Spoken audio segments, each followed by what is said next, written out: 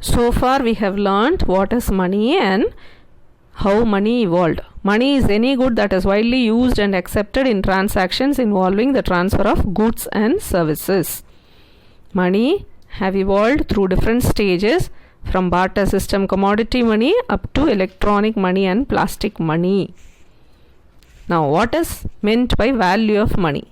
The value of money refers to the purchasing power of money over goods and services in a country. The purchasing power depends upon the price of goods. Over years, as the price of goods increases, the purchasing power decreases. This can be understood with the help of the following example. Here, the same $20 could buy so many goods in 1998, whereas in 2014, the same $20 could buy only these goods.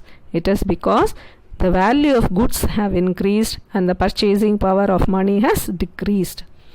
Now, what are the types of value of money? There are two types, internal and external value of money.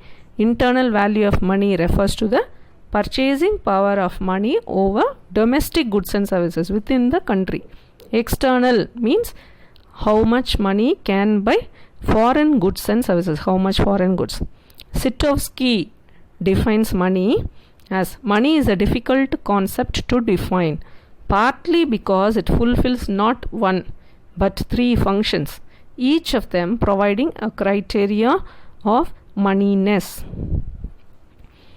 Then Sir John Hicks defines money is defined by its functions. Anything is money which is used as money. Money is what money does.